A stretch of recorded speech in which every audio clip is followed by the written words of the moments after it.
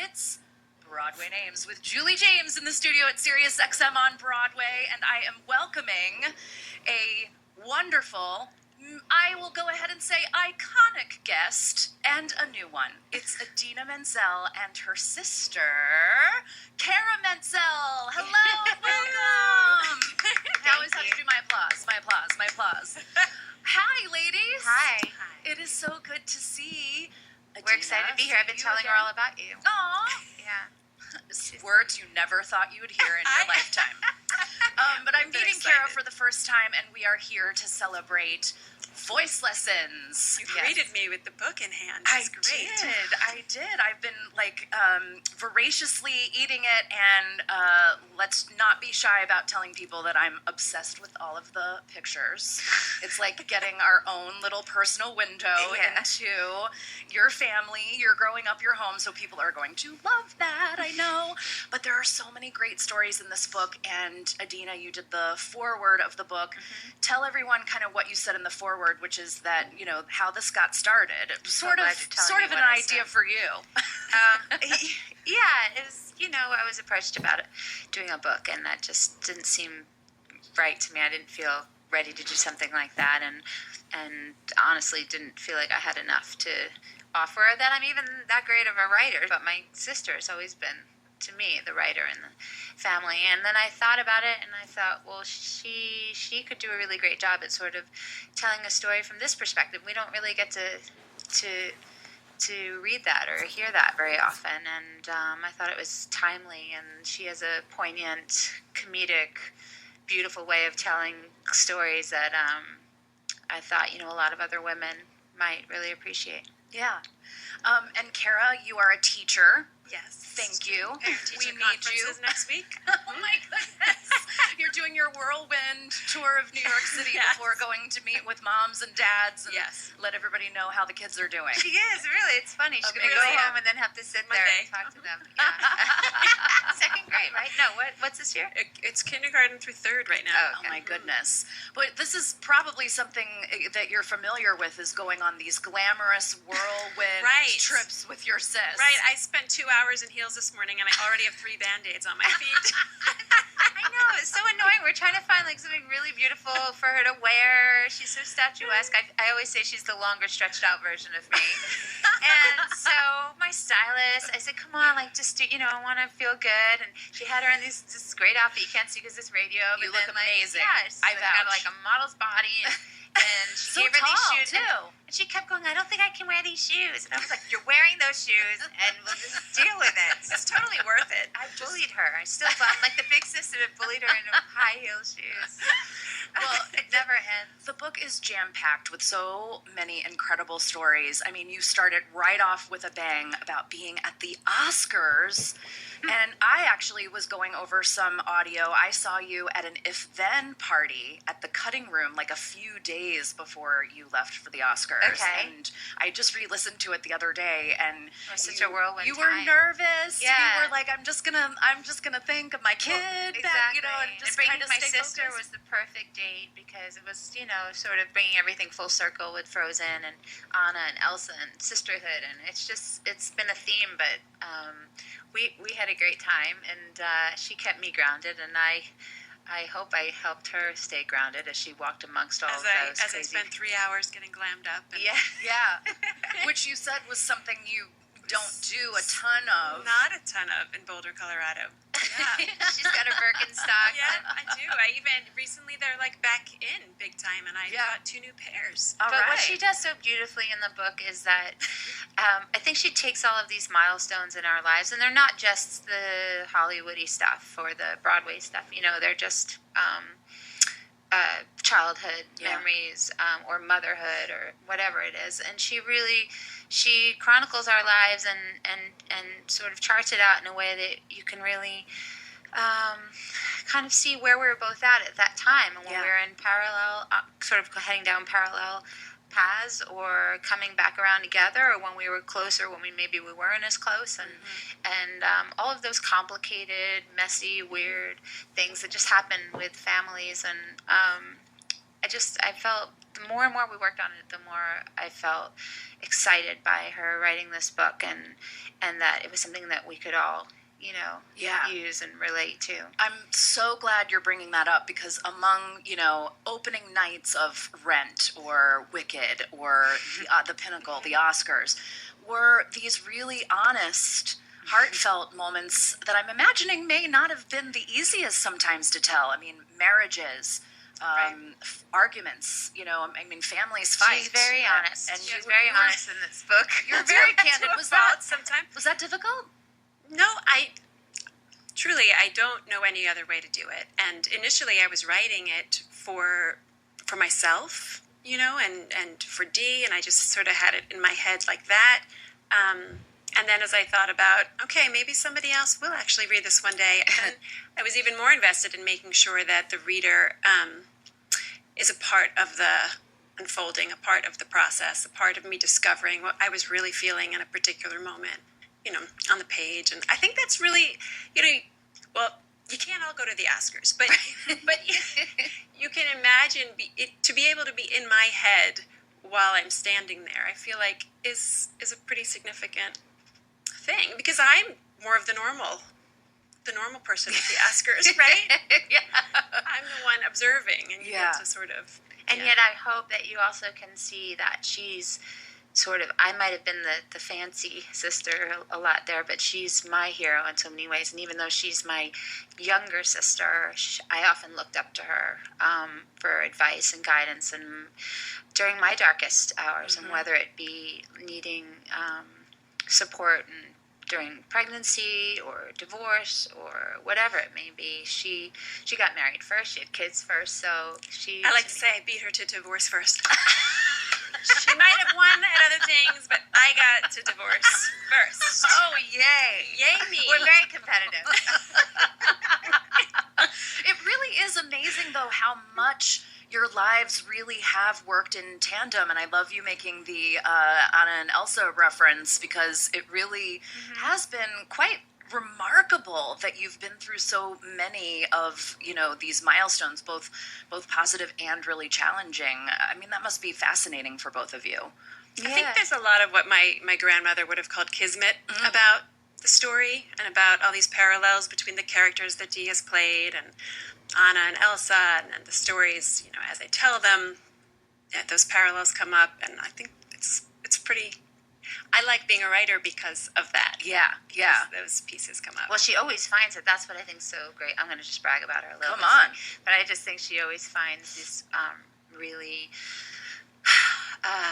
witty, smart ways of starting somewhere and then bringing it back around in a way that you never saw it coming, and kind of things coming full circle, and the themes, and she's funny. It's very funny. Thank God. So, what isn't dysfunctional family funny? Yes. It's the funniest thing Amen around. to that. I will do my husband a favor and tell you my favorite line, which is his favorite line, which is when I say that Dee and I are a lot alike, because our facial structure and our mannerisms, we're both prone to malapropisms. Yeah. And then I say, and we both have self-defecating senses of humor. Oh, wait. I didn't know you said that. Is that in the book? I don't know. It's in there. Self-defecating. But then I was worried that it would go right over their head, and we would need to say, oh, self-deprecating. Right. Like someone's going to correct you, not realizing that. Oh, that got past the editor. Yeah. He's in the room. It didn't get past him. Well, I am going to pay a little musical salute to the sisters. And I thought this was fitting when I was thinking about both of you today. Here is from Idina's TV movie of Beaches. Because I think you could both probably sing this about each other, couldn't you? Here is Idina's Wind Beneath My Wings.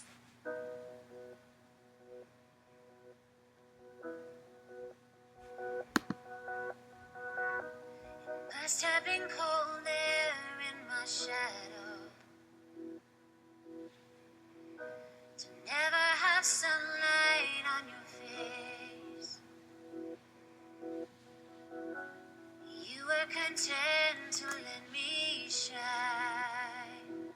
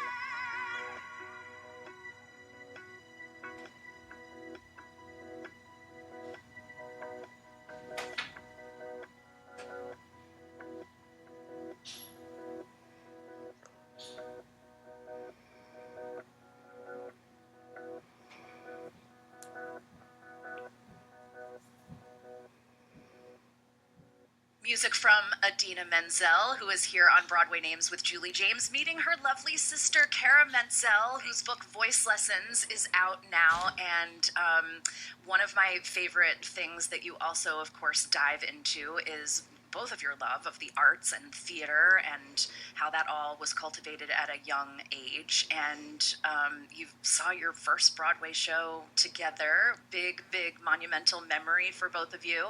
What do you remember about it, Cara? I remember Sandy Duncan and how she just flew over the audience. I remember looking up and being that little girl, just mesmerized. Yeah. I remember hearing the overture and how the lights go down. I still get that same feeling, and I got goosebumps, And our parents surprised us, and that's the one where they took us in our PJs, right? And didn't tell us where we were going. Oh, We came in from Long Island and made the trip. We thought we were visiting Dad at the office. And I don't remember the PJs part, but that might have been. Is it not in the book? No. Well, anyway. We went to the theater a lot, though. Yeah. So we wanted to revisit it. Well, I wanted to revisit it because it's one of my favorite songs, the song Never Never Land. And I think it's really cool when you can take a song that's from your childhood and you've sung it probably ad nauseum when you were a kid, and then as a grown-up, especially for me as an interpreter or whatever, to take it and arrange it and kind of see how it's lived in you through the years and how it evolved and what it becomes. And so, but then I dragged my sister in, who probably the last thing she wanted to do was sing in front of me. She did not drag me. We did we went in the recording studio and we sang it together, and that must have been a pretty special experience. It was so fun. Wow. Ridiculous, really. I was overly conducting. I was conducting and I was controlling. Video and I'm like that. with her every moment. It's just, I can feel every little nervous thing that she has, and she probably can feel mine. And she was trying so hard to make. She just wanted me to let go and see what you did there. See what you did there. She wanted it to really sound like me, so she wanted me to just really dive in and go for it and not. Thing and Yeah. Which you've probably done a lot in your life, of find your thing, because you have, a very luminary sister who was, up there in the spotlight for a lot of your life. And, so was that hard to get to your thing of it all? In the studio? Or just in life in general? Easier to answer in the studio. In the studio, sure. I'm not letting you off the hook, Cara. Yeah. I don't know that it was more so for me than it is for a lot of people, but I do, the story is chronicling my experience with it. I know that when I was younger, Dee was a point of reference for me, so I was always looking to see how I was like her, how I was different than her. And it took really taking some space to realize, there are other points of references out there. Right. There are? It's not just about me. That our identity evolves in every relationship, not just in the one that you live with at home, that you share clothes with. I've always said that. It's funny because the voice, for me, singing was always my identity, but it's not really what defines me, because I've had to come to that, because when that falters and when I'm not well or I don't have a great performance or it's not everything of who I am. I'm not a failure because of that. And so it's funny because, she may have found her voice and through, this reference of me, but I, in the same way, have found my voice by sort of bouncing things off of her and looking to her to reflect on motherhood or being a good person, really. Yeah. So. Well, it's a beautiful thing to have beheld both in print and in person, to get this little window into what it was like to be with you two ladies, and how you went through life and blossomed into being your own women, your own sisterhood, your own motherhoods, and to share it all and to get a window into that was really wonderful. You will get to know both of you in a whole other way, and I know that there's so many of our listeners who will really, really appreciate voice lessons. So thank you for writing this book. Thank you for both for being so candid and sharing a really beautiful family, human story for all of us to take a part in. So thank you so much for being here. Thanks for having Thanks, us. ladies. Really. Thank you. Enjoy voice lessons, and we're leaving you with the sisters and their version of Never, Neverland.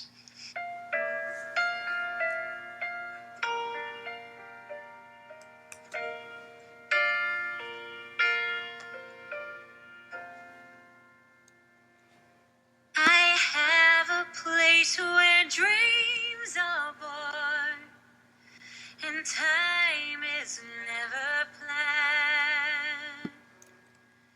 It's not an ending chart, you must find it with your heart. Never, never land. It might be miles beyond the moon, or right there where you stand. Just keep an open mind, and suddenly you'll find never, never land. You'll have a treasure if you stay there, more precious far than gold. For once you have found your way there, you can never, never grow old. And that's my home where dreams are born, and time is never planned. Just think of lovely things, and your heart will fly your wings forever. And never, never land.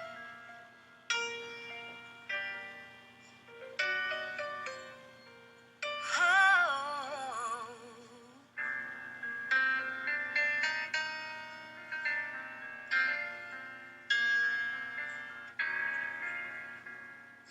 You'll have a treasure if you stay there, more precious far than gold. For once you have found your way there, you can never, never grow old. And that's my home where dreams are born, and time is never planned. Just think of lovely things, and your heart will fly on wings forever. And never, never